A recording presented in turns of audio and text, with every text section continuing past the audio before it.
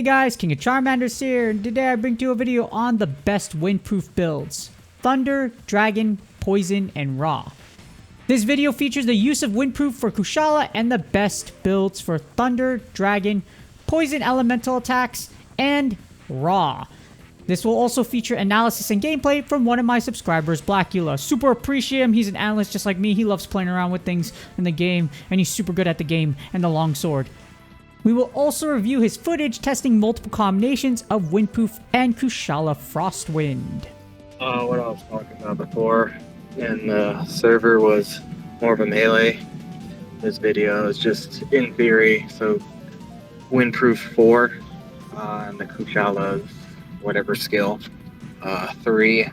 It negates the wind armor from blowing you back when melee's in range. That's why in phase 2 I was able to keep on her and poison her, and even with that we couldn't get enough damage. But I want to see if I'm going to adjust this build so that way it's wind 3, Kushala 3, that way I can put coral helm on, that way I can get lock on and get some more wex.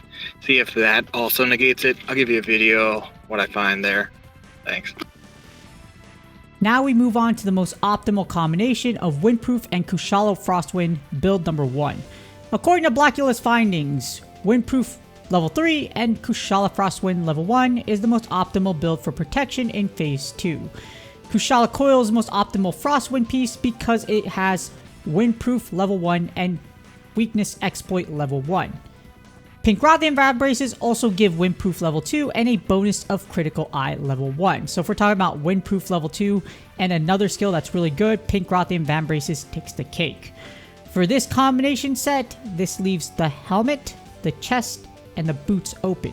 And this is the strongest combination of one of the two ways where you could get Kushala Frostwind level 1 and Windproof level 3. Next up, we have the most optimal combination of Windproof and Kushala Frostwind build number 2.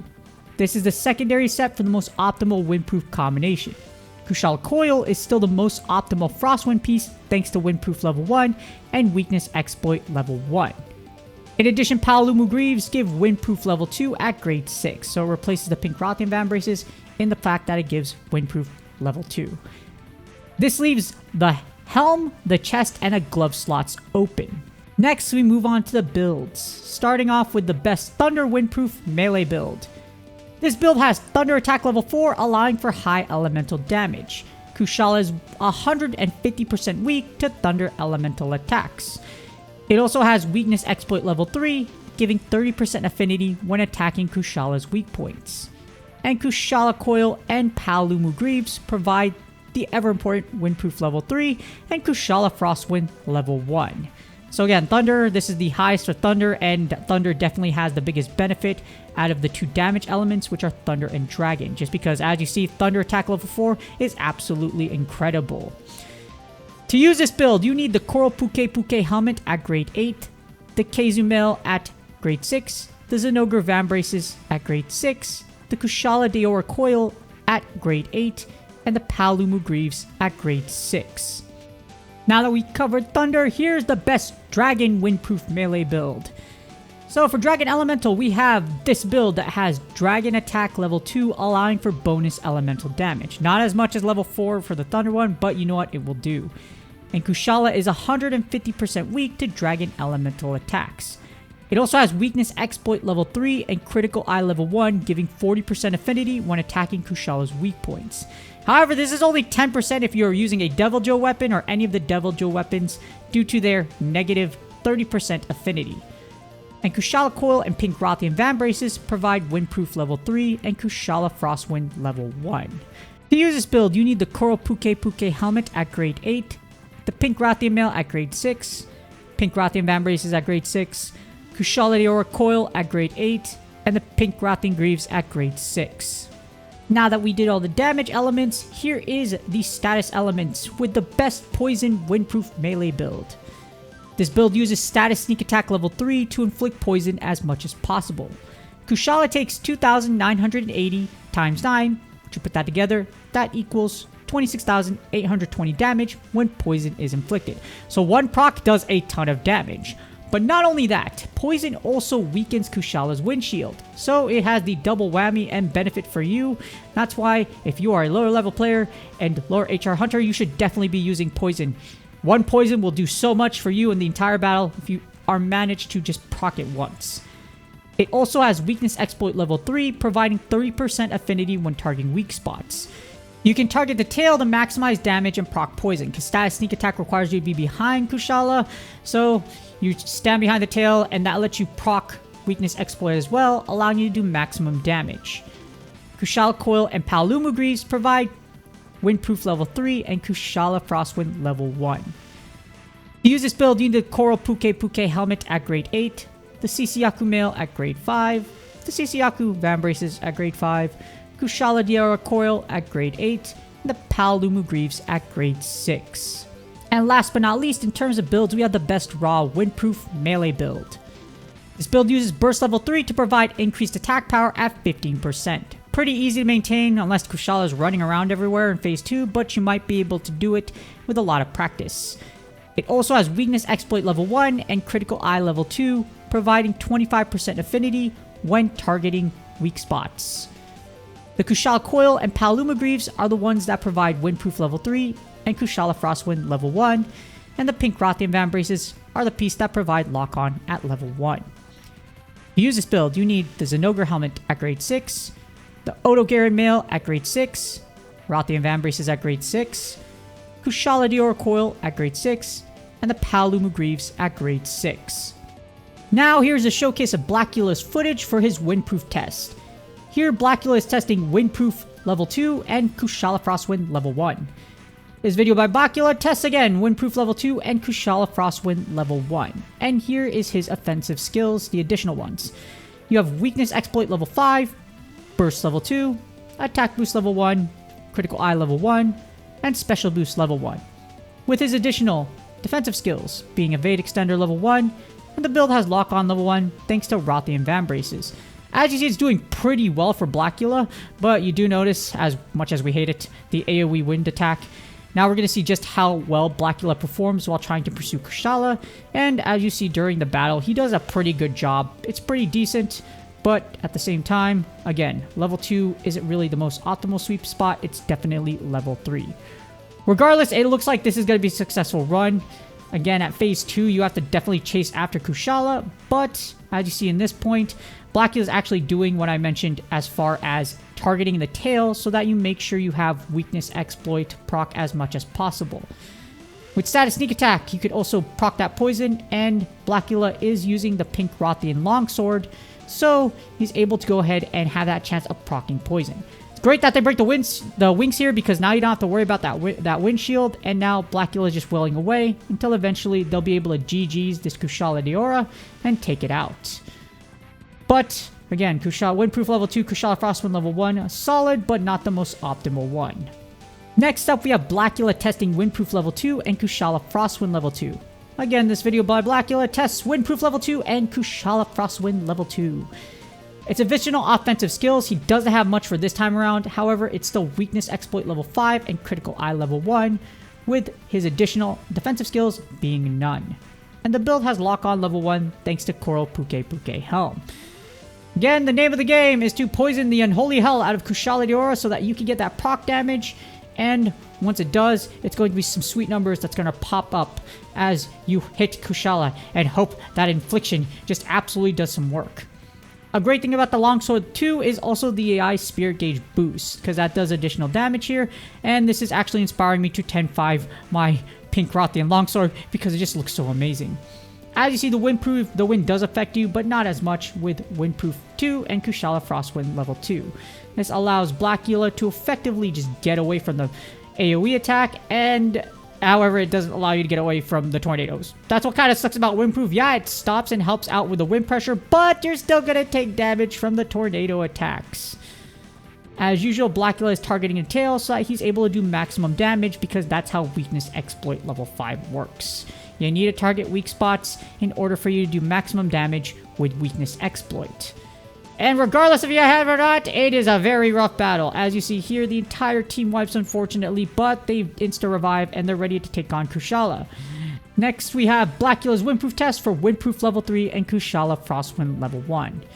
This video of Blackula again tests Windproof level 3 and Kushala Frostwind level 1, with his additional offensive skills being Weakness Exploit level 3, Burst level 2, Attack Boost level 1, and Specialty Boost level 2. With Blackula's additional defensive skills being Evade Extender level 1, and the build has Lock On level 1 thanks to the Rothian Vambraces.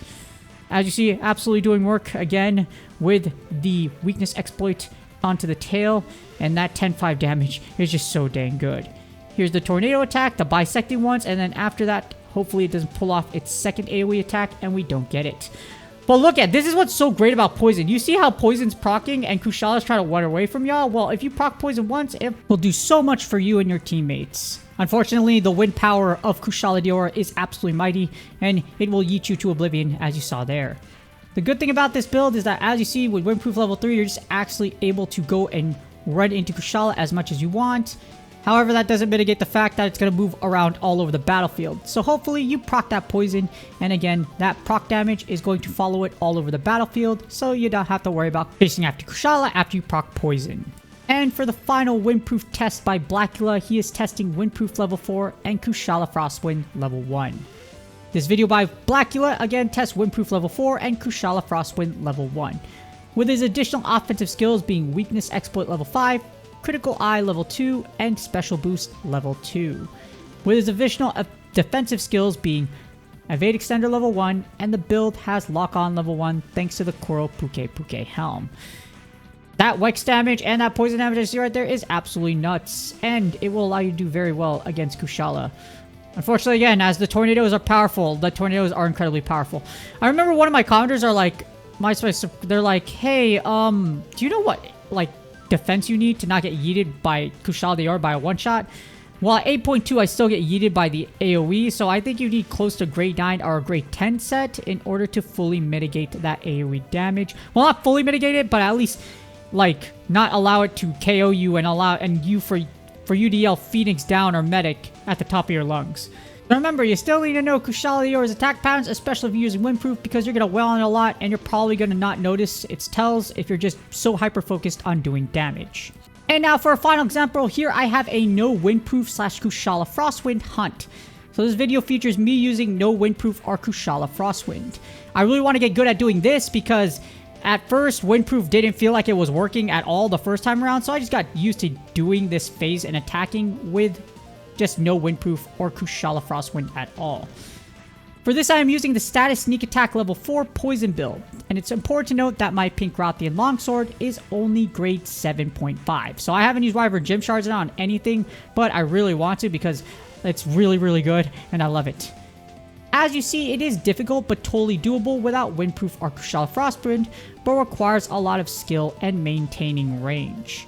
This was me practicing in my early runs, so I'm a lot more used to the range I have to keep away from Kushala now to not get knocked back by the wind pressure. So I do a lot better now than this one, but having to keep that distance from the tail and knowing when to attack in those combinations is very difficult. Not to say it's not bad, or if you want to use Windproof, it's perfectly fine. If you just want to consistently be able to wail on Kushala Daora without having to worry about that happening, where you see I get knocked back. But that's going to knock you back regardless, or you're going to want to avoid that anyways, because again, just because you have Windproof, that doesn't mean you avoid the damage from all of its wind attacks.